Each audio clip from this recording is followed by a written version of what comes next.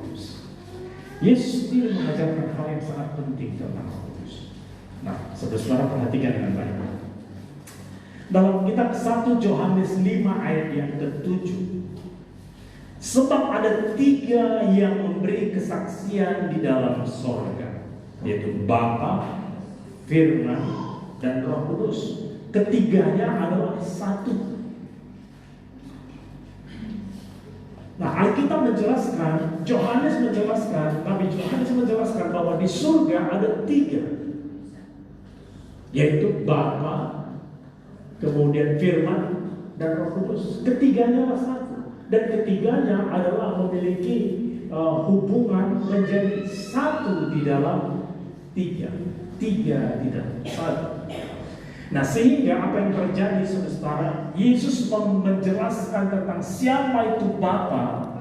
Bahkan berulang-ulang dia jelaskan dengan suatu perumpamaan bagaimana Bapa itu. Ketika ada anak yang hilang, kemudian dia pergi dia ambil semua harta yang menjadi bagiannya sementara bapaknya masih hidup. Kemudian anak bungsu ini pergi jauh ke negeri lain, dijelaskan oleh Tuhan. Dan setelah itu dihabiskannya semua yang ada padanya, dia berfoya-foya. Kemudian setelah habis, di mana dia terakhir? Di kandang babi. Di situ dia sadar, itulah hidup paling terendah. Puji Tuhan, dia masih sadar. Dia sadar, dia bertobat, dia kembali ke rumah Bapa. Saya nggak ceritakan tentang anak ini. Coba kita renungkan. Bagaimana perasaan Bapa? Bapa dijelaskan di situ selalu menanti anaknya. Kapan anaknya pulang? Kapan anakku yang memang itu mengambil harta yang jahat itu akan pulang? Kapan dia kembali?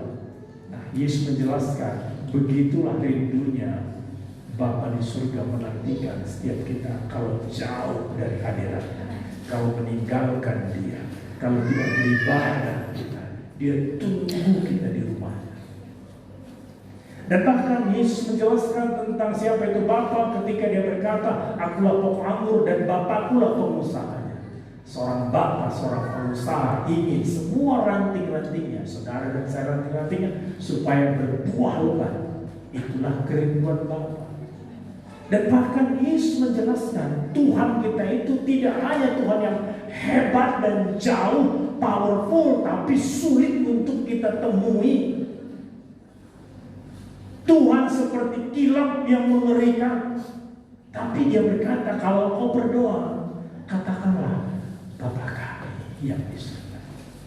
Dia bawa kita memiliki hubungan yang sangat dekat dengan Bapa. Dan Yesus menjelaskan itulah Bapa kita. Amin. Amin. Dan saudara-saudaraku, kemudian firman, di surga namanya firman. Dalam Yohanes 1:1, firman itu pada mulanya firman itu bersama-sama dengan Allah. Dan kemudian firman itu adalah Allah. Dan di ayat yang ke-14 dikatakan, Yohanes 1:14, firman itu menjelma menjadi manusia dan diam di antara kita. Itulah kita sebut Natal, Merry Christmas. Dan apa yang terjadi, saudara? Ketika Yesus turun ke dalam dunia, dia menjadi manusia 100%. Dan dia dapat merasakan, kalau saudara berkata, Tuhan lapar aku, Yesus pernah merasakan.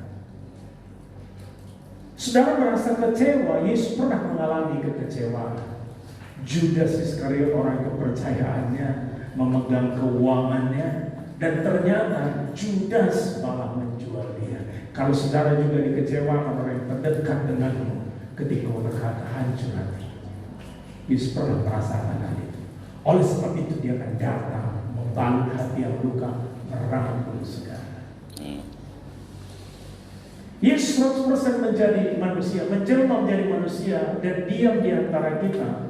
Dan di dalam pelayanannya, nah saya ingin jelaskan, ketika bahkan dia lahir, saudara, Lukas 1:35, jawab malaikat itu kepada Maria, Roh Kudus akan turun ke atasmu, dan kuasa Allah Maha Tinggi akan menaungi engkau. Sebab itu anak yang kau lahirkan itu akan disebut kudus, anak Allah.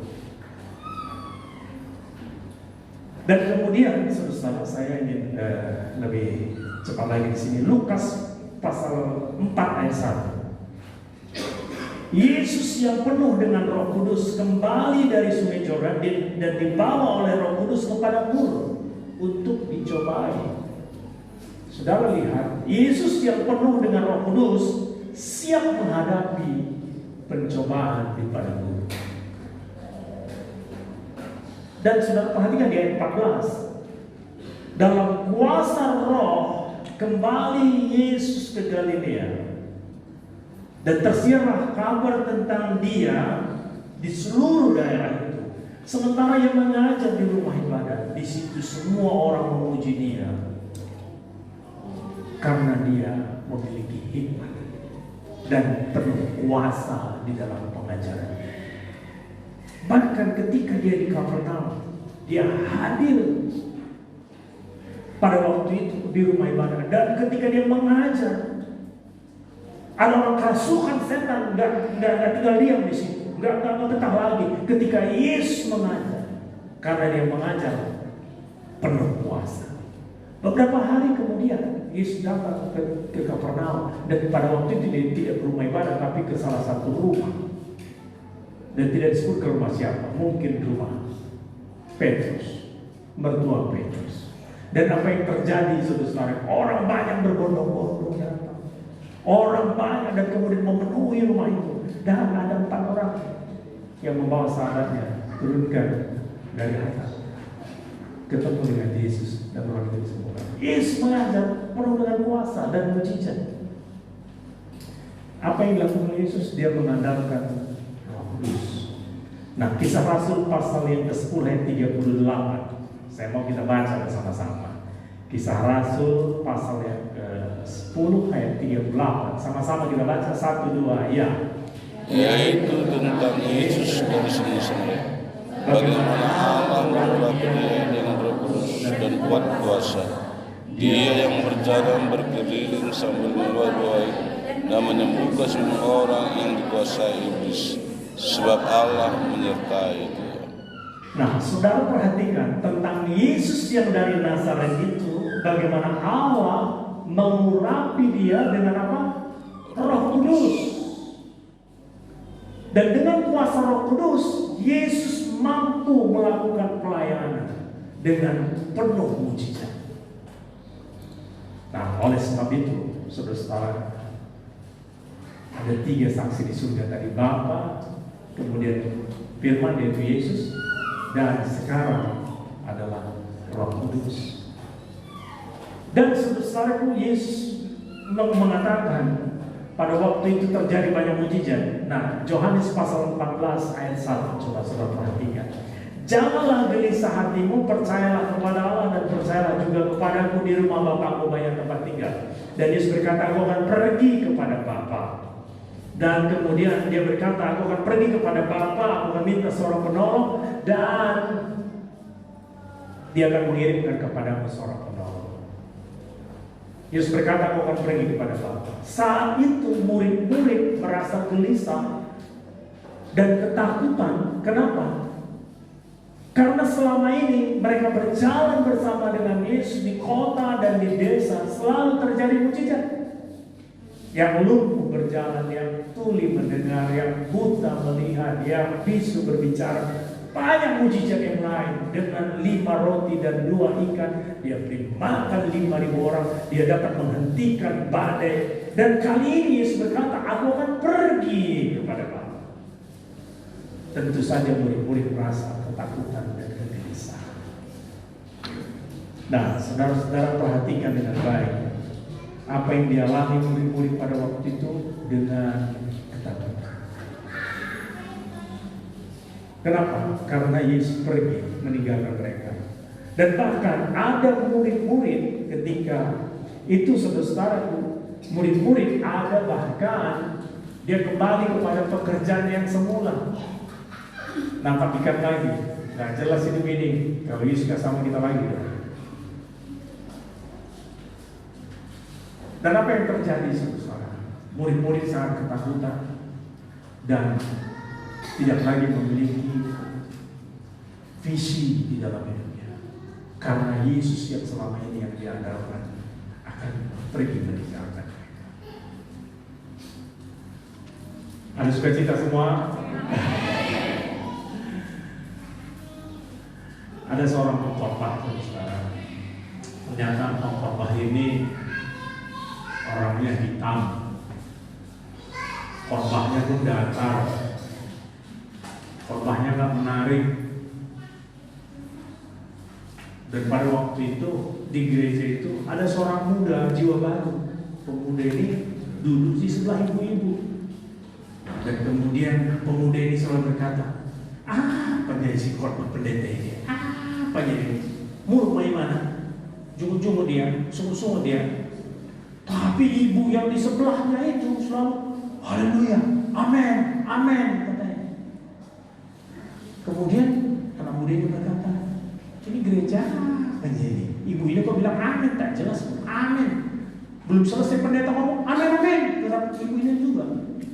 Setelah selesai ibadah, kemudian jiwa baru ini tadi, anak muda ini berkata, dari tadi saya dengar ibu bilang amin, amin, amin. Apa yang menarik dari pendeta itu? Udah kita nya datar, katanya. Dan kemudian ibu ini katakan, kau nggak tahu yang khotbah itu anakku, katanya. Jadi oleh karena hanya anaknya, nggak menarik berkhotbahnya, amin, katanya. Hari ini di sini siapa keluarga? Yang bilang amin itu belum keluarga, amin. Yang belum bilang amin belum keluarga, ya harus kita potong kambing dulu kayaknya ini ya kan. Amin.